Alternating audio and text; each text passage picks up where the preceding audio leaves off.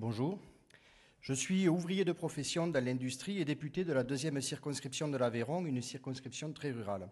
Il s'agit de la circonscription où, comme disait ma collègue tout à l'heure, a été fermée la SAM, la Société Aveyronnaise de Métallurgie, en 2022. 333 salariés ont perdu leur emploi en raison d'une délocalisation décidée par Renault avec la complicité d'Emmanuel Macron et de son gouvernement.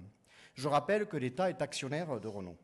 Il s'agissait pourtant d'une fonderie essentielle pour la France et pour l'industrie automobile, mais Renault organise méthodiquement des délocalisations vers d'autres sous-traitants en Europe avec la complaisance du gouvernement.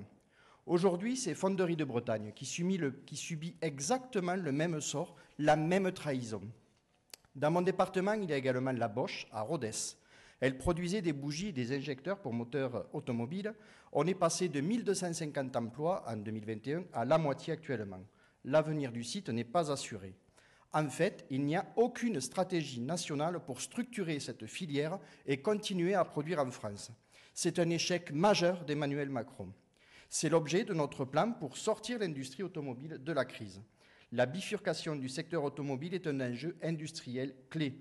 Nous devons réussir le pari de relocaliser une industrie en France, une industrie automobile compatible avec nos objectifs climatiques et de justice sociale.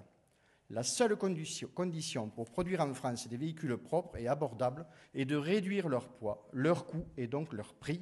Relocaliser la production de 700 000 véhicules légers par an en France créera 25 800 emplois.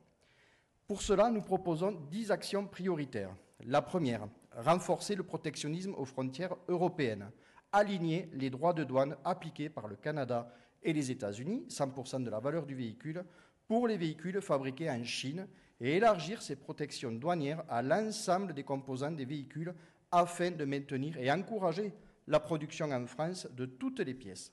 La France devra aussi demander à la Commission européenne une restriction quantitative des importations. Deuxièmement, conditionner l'ensemble des aides publiques aux constructeurs, crédit d'impôt recherche, soutien à l'investissement, plan France 2030, etc., au maintien des emplois en France et chez les sous-traitants. J'avais d'ailleurs moi-même fait voter dans le cadre du budget 2023 un amendement pour conditionner toutes les aides aux entreprises de plus de 5 000 salariés au maintien des emplois en France. Mon amendement avait été balayé par le recours du 49.3 par Mme Borne. Troisièmement, étendre la responsabilité juridique des donneurs d'ordre automobiles aux plans sociaux ayant lieu chez des sous-traitants. Quatrièmement, créer un fonds de participation publique dans la sous-traitance automobile. Cinquième point, développer un marché de l'occasion pour des véhicules électriques indispensable face aux tarifs inabordables du neuf pour les ménages. Il faut notamment verdir les flottes d'entreprises. Les flottes d'entreprises, je rappelle, représentent en effet plus de la moitié des véhicules neufs chaque année en France.